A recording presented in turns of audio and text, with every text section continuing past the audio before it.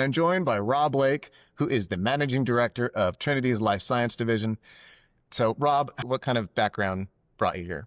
Well, I've been doing this for a lot of years, 20 plus years now. And one of the main reasons why I'm here is I thought the platform was different enough and unique enough where I could really leverage off of the credit philosophy. I thought that would resonate really well within the life sciences ecosystem. We were talking yesterday, and we were looking at some of the recent deals that took place, Yep. and we came to the conclusion that a lot of young companies may have a way to use private capital, but they don't realize it. So I was thinking you could explain some of the ways where a company can use private capital and be very useful for where they are in terms of their growth and development. Yeah, absolutely. So, it's a really effective tool for, in a non-dilutive way, to stretch runway to help companies achieve certain milestones. To hit an inflection point and then do a raise right after that at a higher valuation, or they can use the funds to fund a secondary or tertiary program that they wouldn't have capital otherwise to do so. It also can help provide some optionality too on the other end of an inflection point if things go well. Primarily, it stretches the runway, it prevents dilution, and it provides optionality. Sure. I'm a life sciences small cap analyst and covering, a group that's been under a lot of pressure recently. Yep. A lot of the share valuations are well below my valuation and well below where companies feel their valuation should be. And many firms are hesitant to raise money because of dilution. So, one of the times when private capital might make sense is that a big area where you're focused as well? And what do you think about that for companies that probably are trading well below where they should be? Absolutely. I think that's a great use case for debt, a non-dilutive way to extend runway to help a company achieve another inflection point, the next inflection point. And then once they achieve that inflection point, then they can go out do the larger equity raise at a higher valuation. So that's a great use case for debt. Mm-hmm. And I'm trying to think in the situations in the companies that I cover, where that might make sense. One is they're waiting for perhaps a clinical trial readout where if it's positive, their valuation is going to shift up and then they can do an equity raise. Second is where perhaps they're launching a commercialization effort and they need to pay for that sales force. Another one, and I think you mentioned this too, is where the company has an old asset, perhaps it's generating a lot of cash flow, but they have a development portfolio as well. Are these some of the main areas where you're focusing your private credit, or are there some others beyond that make sense? Those are the primary areas. Again, I think it stems down to, can you extend the runway in a non-dilutive way to get them past the inflection point? And if you partner with the right folks and you have the right structure in place, and you're thinking about it in the right way, it does provide that optionality on the other side of that inflection point. And if the deal's structured the right way, let's say it doesn't go the direction you want it to go in, there's optionality there to pay off the debt and go figure something else out. On the other side of that coin, if it is a positive outcome, what the debt does is it provides additional runway beyond that inflection point, and it gives the company and the management team optionality. Do they want to partner the drug? Do they want to hire that sales team to build up commercialization? Do they want to sell it? So what it does, it provides that optionality for the company and for the investors. Okay. So private capital is an interesting part of the market. It's a little bit riskier, but I think it has a higher return. I mean, you think about debt, maybe you think Walmart or Microsoft, where, you're getting very, very low single digit yield on that. But there's a little bit different structure for private capital, right? So can you explain what the different components of the return are that you get there? Yeah, well, like all investment companies, we're targeting a specific return on our capital. Part of the cash yield is, of course, the interest rate. There's some other cash components, the fee components of our yield, our cash yield. We also like to align ourselves with the investors here and with the management team. And so the way we do that is we typically ask for a warrant as part of the deal, and that will give us additional upside to help kind of fill in some of the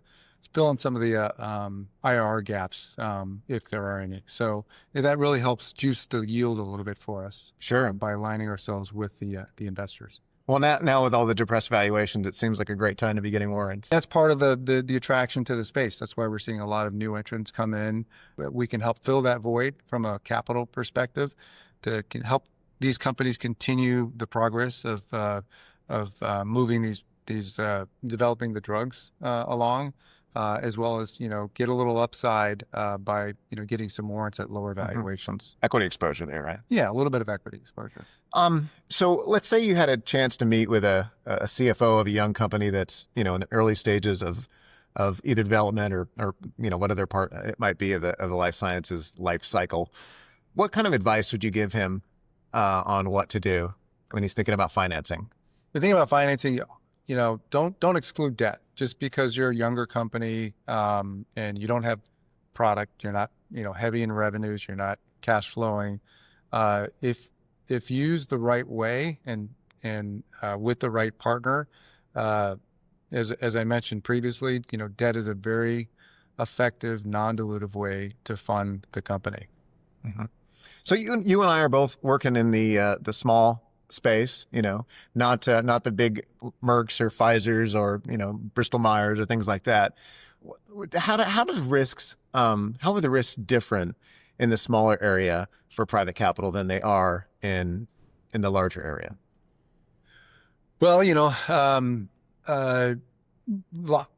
lot of things can happen, right? There's especially if you're developing, especially in the biotech space, right? You're developing a drug. You can't control science. You can't control the outcomes, right? So there's going to be some inherent risk there, some binary risk. Mm-hmm. And so if you do it the right way and structure the deal the right way and avoid the binary risks, there's ways of doing that. And you're not putting yourself at jeopardy, and nor are you putting the company at jeopardy with respects to, having the lender be aggressive in trying to recoup its principal. So there's ways of structuring debt capital where it's beneficial for both sides. Okay. And how do you structure these deals? I mean, what are some of the parts of it, some of the requirements, the covenants, I suppose, and what's backing it up? Is there any collateral involved in the in the deal? Yeah, typically debt deals that they'll have a first lien on all the assets of the company. Sometimes there's a negative pledge on the intellectual property. It's 4 to 5 year money. Again, there's a certain return hurdle that we're looking for from a pricing perspective. There may be covenants, there may be no covenants on the deal. And again, there's some warrants that are involved to help, again, align ourselves with the investors and sharing the upside.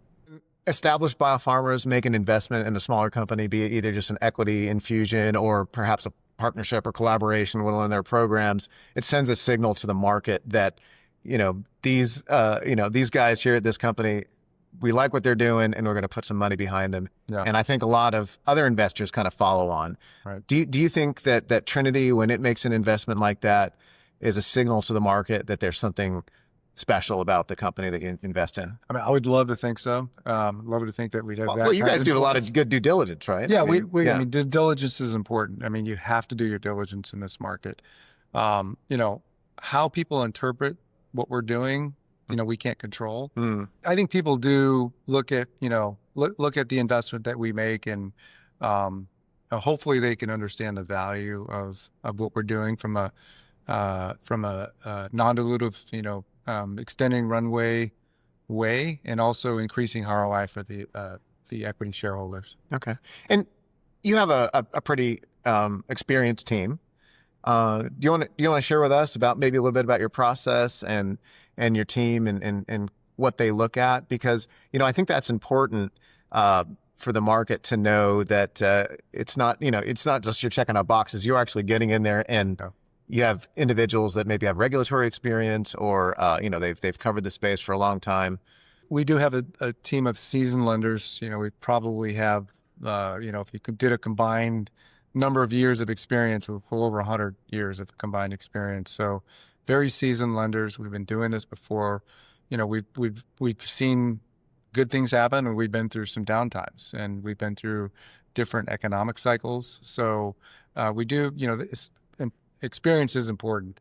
We take a holistic approach in our underwriting, and we do a deep dive in different work streams. And so, you know, we're looking for you know, basically what everyone else is looking for as far as characteristics in an investment. You know, large TAM, experienced management team, good financial metrics, good discipline, you know, novel IP that's well validated, a lot of clinical data to support that the product is effective and safe, and you know, and well-funded, supportive institutional investors.